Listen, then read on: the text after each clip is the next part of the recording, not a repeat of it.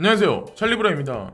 아마 시세가 갑자기 급락할 수도 있다는 생각을 아마 여러분들이 되게 많이 하실 거예요. 저만 같아도 트라우마가 있잖아요. 지난 2년간에 그런 걸 많이 겪었기 때문에 올라가면은 분명히 조정세가 있을 수 있다는 걸 여러분들이 아마 다 아시고, 그 트라우마 2년 동안 쌓인 트라우마가 갑자기 없어지진 않을 거예요. 어쨌건 세력들이 그것을 이용해서 사람들의 이제 대중들의 불안감을 계속 조성하면서 시세를 야금야금씩 올린다면 거기서 우리가 할 수 있는 방법이 없다는 거죠. 사실상 그래서 저는 솔직히 매집 시기가 이미 지났다는 생각을 되게 많이 하고, 저는 이제 오르면은 좀 베팅을 잘 안 해요. 현금을 사용을 잘 안 하는 편인데, 일단 오늘 영상에서는 저는 이제 뉴스를 코인니스 같은 데는 여러분들이 뉴스를 간편하게 보기 좋게 쭉 서머리 돼가지고 차례대로 쭉 나오잖아요. 되게 보기 좋게. 어쨌든 저는 좋은 미디어라고 생각을 하고, 그런 그런 미디어들에 맞춰진 어떤 그런 뉴스들 하나하나를 퍼즐처럼 만들어가지고 제 영상에서는 일단 만들어 드리려고 해요. 그래서 여러분들이 처음부터 끝까지 보시면, 아, 지금 이렇게 세상이 돌아가는구나, 바젤3는 어떤 연관이 있구나, 각국 중앙은행은 왜 이렇게 움직이나, 암호화폐는 그래서 어떻게 될 건가, 이걸 아마 다 각자 어떤 그 센스, 여기서 이제 캐치를 하실 수 있다고 저는 생각을 하는데, 일단 첫 번째, 종이돈 없는 세상이 오나 한국은행이 디지털화폐 전담팀을 출범했다. 2월 3일날.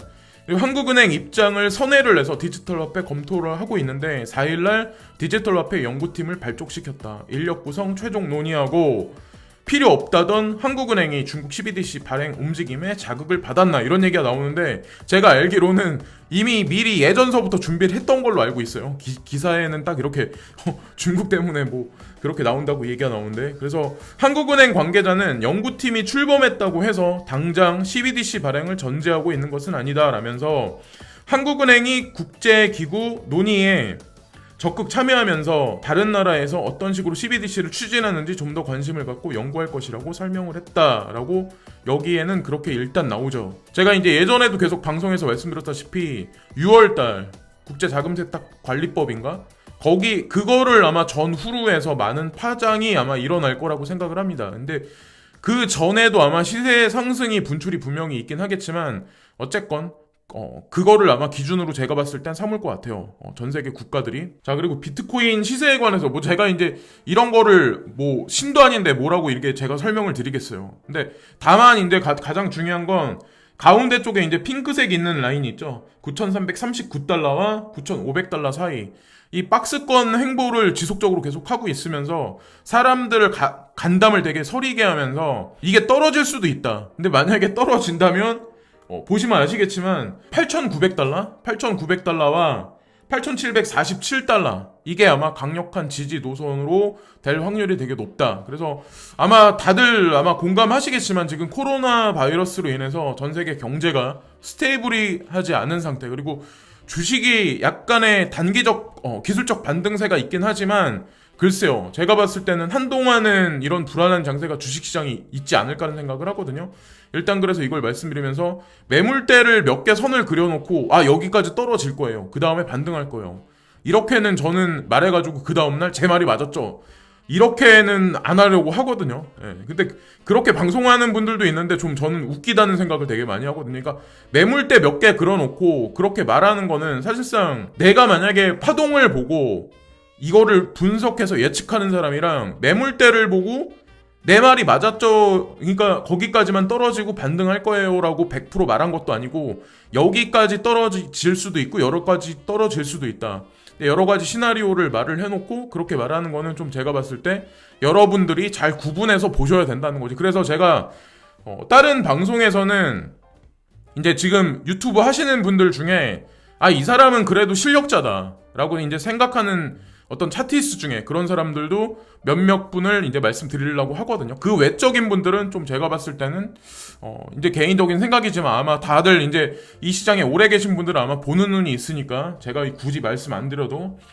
자, 그리고 이거는 알트코인 도미넌스인데, 알트코인 도미넌스가 지금 현재 상황이 34.826까지 지속적으로 엄청나게 올라왔어요. 그래서 아마 다 현실적으로 아시겠지만 엄청나게 많이 상승을 했어요. 그러니까 우리가 딱 느끼지 못할 정도, 그러니까 사람들은 정고까지 바래야 그게 이제 내가 정고에 물렸으니까 거기까지 가야지 진짜 불장이라고 생각을 하겠지만, 현실적으로 따졌을 때 폭락 장세가 있은 후에 대다수의 알트코인들이 상당히 많이 오른 것도 아셔야 된다는 거지. 그래서 이 차트를 그린 사람 말은 무슨 얘기를 하냐면, 일단은 뭐 채널 자체를 벗어나서 상방으로 강하게 뚫긴 했지만 여기서 향후에 1% 내지 2%의 도미넌스 성장 이후에는 알트코인이 조정장세에 들어갈 가능성이 되게 많다. 알트코인이 조정장세에 들어간다는 얘기는 지금 행보하고 있는 비트코인이 변동성이 이제 올 거라는 얘기를 말을 하는 거죠. 사실상 이 얘기가 뜻하는 게 한두 달 정도 아마 시간이 걸릴 거라는 생각을 하거든요. 한 달 정도. 당분간은 알트코인이 나쁘지 않게 가지 않을까라는 생각을 하고, 자, 이제 은행인들이 움직임을 어떻게 하나, 이거에 따라서 이제 CBDC 그리고 암호화폐하고 사실 연관관계가 되게 있거든요. 그래서 한번 제가 드리는 말씀을 한번 보세요. 자, 하나은행인데 2020년 2월 3일부터 2020년 2월 5일까지 특판을 하고 있어요. 한시적인 판매를 하고 있는데 1년짜리 계약인데 5%의 예금 금리를 준대요. 자, 지금 마이너스 금리 쪽으로 갈 수도 있는 상황인데 5%의 예금 금리를 준대요. 아마 국민은행 같은 데 그런 데 가서 내가 만약에 적금 들라고 하면 1점 몇 프로밖에 안 되는 데가 아마 허다할 거예요. 근데 갑자기 하나은행에서 갑자기 이런 걸 끄집어내. 그래서 어떤 일이 발생됐냐, 현재 대기 인원이 4451명, 그리고 예상 대기 시간이 88분 43초. 이렇게 해서 내가 이거를 할 수가 없어요. 근데 왜 하나은행 같은 데가 왜 이런 식으로 하냐, 사실 이게 정상은 아니라는 거지. 이런 식으로 갑자기 특판을 새마을금고나 무슨 시중은행에서 갑자기 이렇게 고금리의 어떤 그 예금을 판매를 할 때는 이게 정상은 아니라는 거지, 사실은. 제가 이제 말씀드리는 거를 주요 금융지주 회사와 시중은행 BIS 비율하고 사실 지금 뭐 하나은행에서 판매되는 이 상품하고 연계돼서 여러분들이 보셔야 되는데, 2009년부터 2018년까지 가만히 여러분들 BIS 비율을 보시면 아시겠지만, 신한은행 같은 경우는 뭐 2009년에도 15.13%, 그리고 2018년에는 보시면은 15.95%. 변동성이 되게 미미한데, 다른 은행들 같은 경우는, 자, 보세요. 하나은행 같은 경우는 12.9%가 2009년인데 2018년에는 14.9%야. 지속적으로 자기자본 비율을 BIS를 계속 올려놓고, 그리고 KB금융, 그러니까 은행 같은 경우, 국민은행 같은 경우도 자기자본 비율을 미미하지만 지속적으로 계속해서 올려놓았던 상황이에요. 이 BIS 비율을 왜 지금 이 은행들이 계속해서 지속적으로 올리냐, 거기에는 다 비밀이 있다는 거죠, 사실은. 금감원에서 2020년 바젤3를 도입을 하는데 철저한 사전 준비에 나선다. 이게 2018년도에 나온 거거든요, 이 뉴스가. 그래서 이게 무슨 얘기냐, 금융감독원은 글로벌 금융위기 이후에 지속 추진해온 바젤3 규제 개혁이 지난해 12월 7일 바젤위원회 기관장 회의에서 최종 마무리됨에 따라 2022년 국내 도입에 대비하겠다고 4일날 밝혔다. 2022년에 바젤3가 도입이 돼요. 2022년까지 일정 기준의 어떤 자기자본 비율을 못 맞추면 그 은행은 사라질 수밖에 없는 위기에 봉착할 수밖에 없어. 그러기 때문에 자기자본 비율을 맞추려고 지금 시중 은행들이 안간힘을 쓰고 있는 거예요. 자기자본 비율을 맞추려고 한다면 당연히 대출문을 줄일 수밖에 없어. 자, 정부에서 발표도 많이 하지만 대출문을 줄인다, 이렇게 정부에서 많이 그런 얘기들을 하긴 하지만 사실상 이거는 BIS로부터 나온 지령에 의해서 전 세계에 있는 정부들은 다 이렇게 움직인다는 거죠. 우리나라에 국한된 얘기는 분명히 아니야. 2018년 1분기부터 여기 보면은 BIS를 바젤3를 이제 준비하기 위해서 정책이 시작이 돼. 첫 번째부터 여섯 번째까지 규제 개편 설명회 개최 1분기에 2018년에 있었고, 규제 개편 영향 분석 실시는 2021년까지 계속해서 이제 운영이 되고, 가장 중요한 여섯 번째 은행 자체 리스크 모형 승인 점검이 2021년까지 있어요. 2022년까지 준비가 안 된 데는 다 사라질 수밖에 없기 때문에 이런 준비를 하는 거고, 그 파장이 미치는 영향은 되게 클 거다. BIS 비율을 높인다는 얘기. 자, 시중에 이제 현금을 깔았던 거를 다 전반적으로 회수할 확률이 되게 높다는 거죠, 사실 알고 보면. 국가에서 양적 완화를 차후에 하더라도 아마 다른 형식이 되지 않을까라는 생각을 이제 저는 하는 거죠. 이더리움이 이제 뭐 1년마다 가장 이제 낮은 가격을 이제 설명한 어떤 그런 건데, 2015년도가 42센트, 2016년도가 93센트. 제가 2016년도 초반에부터 이 시장에 들어왔다고 말씀드렸잖아요.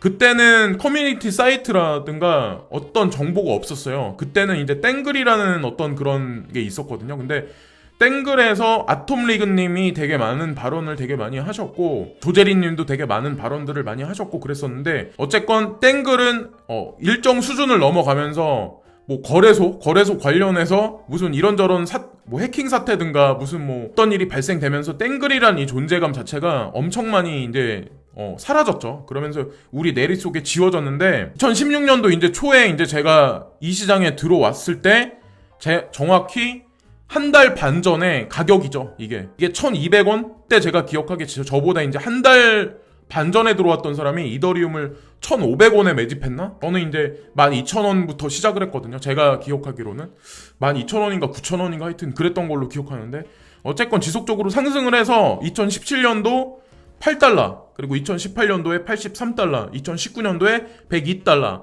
2020년에 126달러다. 근데 현재의 장세가 제가 개인적으로 보기에는 되게 저평가되어 있는 거는 맞다고 생각을 해요. 이더리움 자체가. 그러니까 이더리움을 포함해서 ERC20에 포진되어 있는 많은 알트코인들, 펀더멘탈이 있는 그런 코인들도 마찬가지로 지금 보면 가격대가 되게 저렴하다고 전 생각을 하거든요. 설상 여기서 약간의 조정이 있다고 하더라도. 그래서 어쨌건 이거를 보시면서 잘 기억들을 하셔야 된다는 거죠. 어쨌든 이더가 어떻게 움직이냐에 따라서 여러분들이 가지고 있는 알트코인의 방향성도 분명히 방향성이 정해질 수가 있는데, 이 차트를 이제 그려서 얘기한 사람은 아논드란이라는 사람인데, 이 사람도 이제 암호화폐 시장에 되게 오랫동안 있었던 사람이고, 이제 저도 지켜봤는데 이 사람이 그냥 그런 얘기를 해요. 1월 14일부터 이 사람은 그런 얘기를 하죠. 3월 14일까지의 알트코인이 반등세가 되게 많이 있을 수 있다. 그러니까 2016년도에는 그런 일이 있었다. 그런 얘기를 하는 거죠. 지금 2020년 들어서 약간 그런 느낌을 받기 때문에 앞으로의 장세가 3월 14일까지 3월달 초까지는 알트코인 좀 움직이지 않을까. 그래서 개인적 얘기를 하는 거죠. 그래서 제가 이런 걸 말씀드리는 거는 100%는 없다는 거예요. 저도 이제 트위터를 보고 그 트위터에서 본인의 생각을 거기다 피력을 하는 사람들도 본인의 생각을 얘기를 하는 거고, 저는 또 그걸 보고 짜맞추기를 해서 퍼즐을 맞춰서 저도 이제 제 생각을 이입을 시키는 거기 때문에, 영상을 보시면서 100%는 항상 없다는 거를 여러분들이 보시면서 여러 가지 것들을 다 다각도로 분석을 하시면서 결론에 임하셔야 된다고 저는 생각을 하거든요. 일단 중요한 게, 이 사람이 왜 3월달까지 그런 얘기를 했냐면, 3월 27일 날 또 여기 보면은 비트코인 옵션 만기일 중에 가장 많은 액수가 걸려 있는 데가 3월 또 27일이야. 그러니까 3월달 중순 이후부터 비트코인 같은 경우 변동성이 되게 많이 일어날 확률이 되게 높다는 거죠. 그래서 뭐 여기서 급락을 한다, 이걸 말씀드리는 게 아니라 우상향할 확률이 되게 높다고 저는 이제 생각을 하거든요. 옵션이 이때부터 이제 만기에 들어가니까. 자, 그래서 그 얘기를 하면서 이 사람이 그런 얘기를 하더라고요. 그때까지 알트코인의 어떤 그 장세 변화를 예의주시해서 보시고, 그레이스케일 자산운용사의 포트폴리오, 이제 제가 가장 많이 어떻게 보면 추종을 되게 많이 하고 믿고 그러는 건데, 그럴 수밖에 없고, 또 아마 아시겠지만 여기서 보면 호라이젠 코인 같은 경우는 되게 상승폭이 제한적이면서 근간에는 되게 많이 떨어졌었어요. 근데 이 코인 같은 경우는 이제 제가 이제 개인적으로 생각하는 건 뭐냐면, 이 알트코인 중에 어떻게 보면 아는 사람만 아는 코인인데, 일단 개수가 가장 적어요. 개수가 적다는 얘기는 누군가가 이 코인을 매집을 해서 가격을 올리기도, 가격 갖다 장난치기도 되게 쉬운 코인이거든요. 근데 그렇게 봤을 때 그레이스케일 자산운용사가 아마 제가 보기에는 호라이젠에 아마 가장 많은 투자, 그리고 칼자루를 진 당사자가 아닐까라는 생각을 하거든요. 그래서 저도 이제 가지고 있긴 하지만, 어쨌건 지금 현재 장세가 이렇고, 또 중요한 거는 이더리움 클래식 같은 경우도 제가 이제 좋게 본다고 말씀을 드렸었는데, 에이다하고 이더리움 클래식하고 이제 호라이젠하고 연결을 이제 제가 자꾸 시키는 이유가, IOHK라는 재단이 있어요. 거기 그 재단에서 운영하는 3가지 코인이 있어. 근데 이게 우연의 일치일 수도 있는데, 여기서 에이다만 일단 빠져있어. 찰스 호킨스에. 자, 호라이젠하고 이더리움 클래식도 IOHK 재단하고 연결 관계가 있어요.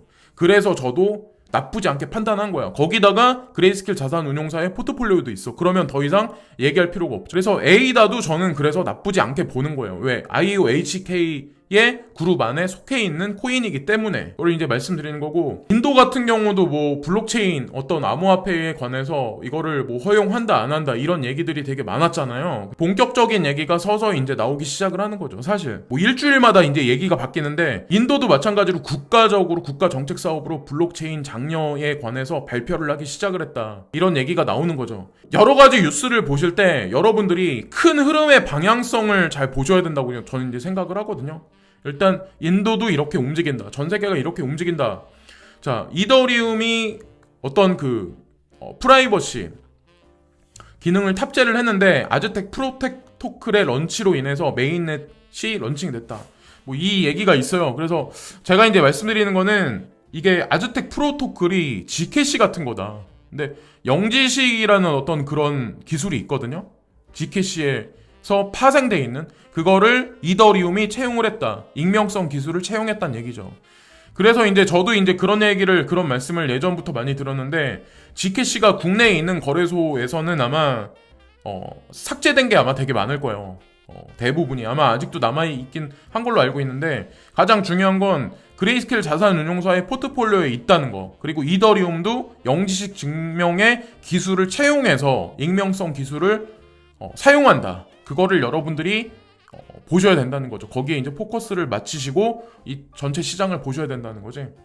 그리고 마스터카드 CEO가 왜 리브라를 떠났냐, 이거에 관해서 이제 발언을 했나봐요. 근데 딱 한마디로 말씀드리면, 여기 인도 사람이 이제 여기 CEO거든요. 제가 인종적인 어떤 그런 거에 관해서 고정관념을 버려야 된다, 국가에 관해서 고정관념을 버려야 된다, 그런 걸 말씀을 드리는 이유가, 자, 가만 보세요. 마스터카드도 마찬가지로 인도 사람이 최고 책임자야. 투명성이 어쨌든 리브라 코인이 없기 때문에 마스터카드는 여기서 빠졌다, 이런 얘기가 나와요. 근데 아이러니한 거는 뭐냐면, 마스터카드를 만들어낸 게 시티뱅크, HSBC, 유니온뱅크고, 마스터카드는 암호화폐나 블록체인에 관심 없는 것 같이 리브라 코인에다가 말은 하지만, 얘네가 디지털 커런시 그룹의 50% 또 지분을 가지고 있어. 되게 아이러니하다는 거죠. 자, 이 두 개의 뉴스를 보시면서 여러분들이 많은 생각들을 아마 하셔야 될 거예요. 눈에 보이는 것만 분석을 하다 보면 내가 오류에 빠질 수밖에 없다는 걸 이제 말씀드리려고 하는 거예요. 시티뱅크가 참고로 이제 제가 아까 이제 오늘 BIS 자기자본 비율을 말씀드렸는데, 시티뱅크가 BIS 자기자본 비율이 20%예요. 엄청나게 많은 거죠. 그래서 어쨌건 이것도 이제 추가적인 사항으로 말씀드리고, 중국 인민은행이 CBDC 올 시범 유통, 달러 패권 흔들 포석을 깐다. 되게 제목만 보면 되게 자극적이고 그런데, 올해 선전 수저우서 CBDC 시범 도입할 듯, 가상화폐와 다르다. 위에나 대체 역할, 인민은행 발행 통제, 달러 중심 금융질서 위협이라고 여기 나오긴 하지만, 그렇다고 어떻게 100년, 거의 근간 100년의 시간 동안 기축의 자리에 있었던 어떤 그 달러라는 기축의 자리를 단 한순간에 중국이 그 아성을 무너뜨릴까요? 근데 그러기보다, 여러분들이 이제 그렇게 생각을 하시기보다, 유럽도 지금 CBDC를 준비하는 거, 자, 그리고 중국도 이런 식으로 준비하는 거, 각국이 CBDC를 준비하는 거를 잘 보셔야 된다는 거지. 그거를 이해를 잘 하셔야 된다는 거지. 그래서 뭐 패권을 누가 차지한다, 여기에 프레임을 씌워가지고 뭐 찬반 논리, 50대 50의 논리를 거기다 피지 마시고, 저는 이제 개인적으로 다극체제 쪽으로 가는 게 아닐까라는 생각을 되게 많이 하거든요. 다극체제라는 게 뭐 1극체제, 미국 위주의 체제, 그리고 지금 2극체제잖아요. 다극체제는 패권을 잡는 여러 개의 나라들이 그거를 같이 논아 가진다는 얘기예요. 한 개의 국가가 통제하는 게 아니다. 그래서 어쨌건 달러에 관한 거는 지배력은 점점 미약해질 수밖에 없다는 거를 제 채널에서도 아마 지속적으로 설명을 드렸을 거예요. 근데 어쨌건 되게 우연한 거는, 되게 아이러니한 거는, 코로나 바이러스가 되게 지금 창궐을 하고 시장 경제가 중국 같은 경우 내수도 마찬가지로 침체하고 있는 상황에서 CBDC에 관해서 이렇게 발언이 나오고 유통을 시키려고 한다는 거지. 이것도 되게 아이러니한 거 아니에요? 위에나가 유통이 되는 길이 잠정적으로 막혀 있는 상황인데, 지금 CBDC에 관해서 얘기 나온다. 새 판을 깔겠다는 얘기죠, 사실은. 그래서 기축통화국인 미국이 CBDC에 관해서 언급을 잘 안 하는데, 물론 엑센추어인가? 그런 어떤 그 연구시설을 통해서 디지털 달러에 관해서 준비한다는 거 아마 여러분들이 다들 아실 텐데, 미국 같은 경우는 기축통화국이라는 이유 때문에 아마 이런 발언에 관해서 되게 조심스럽게 할 수밖에 없죠, 사실은. 왜냐? 전 세계 사람들이 다 갑자기 불안해할 수도 있어요. 그러면 달러의 지위가 흔들흔들 거릴 수도 있고, 그럼 전 세계 경제가 스테이블하지 않은 상황으로 갈 수밖에 없고, 그렇기 때문에 지금 발언을 일부러라도 안 한다고 생각을 하는데, 지난달 21일 일본은행과 ECB, 영란은행, 릭스뱅크, 그리고 스위스 중앙은행, 캐나다은행 등 6개 중앙은행과 국제결제은행 BIS는 CBDC 활용 가능성을 평가하기 위한 그룹을 만들겠다고 밝혔다. 그래서 얘네도 마찬가지로 전 세계가 거의 이렇게 움직이고, 한국 같은 경우도 마찬가지다. 그리고 지난해 화제를 모았던 페이스북 주도 암호화폐 리브라는 최근 다소 위축되는 모습이다. 리브라는 주요국 국채와 은행 예금으로 구성된 자산 바스켓에 연동한 암호화폐로 IT 금융 분야 28개 기업이 초기 멤버로 참여를 했다라고 여기 나오지만, 이것도 추진 안 될 것 같지만 저는 결국엔 될 거라고 생각을 하거든요. 원래 그런 사이에 투자할 수 있는 기회가 생기는 거고, 어쨌건 저는 저커버그가 VR을 통해서 전 세계에 구현하는 본인만의 어떤 그런 세계를 구현할 거라고 저는 생각을 해요. 유가와 구리 가격이 급락을 하고 상품 시장은 세계 경기 둔화를 예고하고 있다. 자, 유가와 구리 가격이 급락했다는 얘기는 시장 경제가 어떻게 될 거라는 걸 우리가 미리 짐작을 할 수 있다는 얘기죠. 사실은 2월 4일 날 나온 뉴스고, 일단은 다우존스, 나스닥, S&P 500 지수는 단기적인 기술적 반등이 있을 수는 있지만 저는 중장기적으로 이 조정 장세가 멈추진 않을 거라고 생각을 하거든요. 이건 어디까지나 제 개인적인 생각이긴 하지만, 자, 코로나 바이러스가 여기서 멈추진 않을 거다. 일단 봄까지는 저는 가지 않을까. 여름이 되기 전까지는 그렇게 이제 전 개인적으로 생각을 하고, 주요 은행 가계대출 증가세가 확 꺾였다. 34개월 만에 가장 둔화됐다. 이런 뉴스가 나오고 정부에서 이런 발표를 하면 이게 경기가 좋아서 이런 뉴스가 나올 거예요. 저는 아니라고 생각하거든요.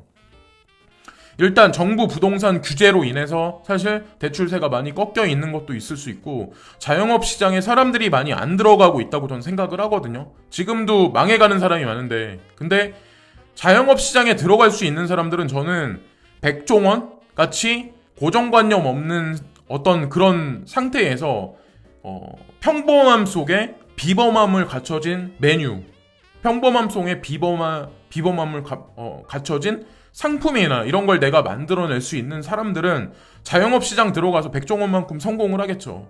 근데 그렇지 못한 일반적인 대다수의 사람들은 제가 이제 개인적으로 보기에는, 만약에 이 상황으로 나가면 코로나 바이러스가 사라진다고 하더라도 저는 시중 경기는 특히나 이제 자영업 시장 같은 경우는 그렇게 썩 호전적으로 가지 않을 거라는 생각을 되게 많이 하거든요. 오프라인, 그러니까 온라인 마켓이 계속해서 이제 플랫폼 경제 쪽이 계속해서 이제 득세를 하면서, 백종원 같은 경우는 고정관념 없다. 되게 이제 플렉시블하다. 그래서 다양한 관점의 생각을 되게 많이 한다. 합리적인 추론을 되게 많이 한다. 그런 걸 제가 누누이 계속 말씀을 드리는데, 주체성이 있냐 없냐의 이제 그 차이죠. 사실은 주체성이 없는 사람들이 사실은 저는 많은 사람들이 그렇다고 생각하거든요. 그래서 어떤 매스미디어를 보면 좀비같이 이 뉴스에 휘달리고 저 뉴스에 휘달리고, 특히나 이제 연합뉴스 같은 거, 거기서 나오는 모든 뉴스를 다 사실화시켜가지고 거기다 퍼즐을 맞추면 내가 진짜 봐야 할 사실을 사실적으로 안 보는 사람들이 되게 많다는 거죠, 사실은.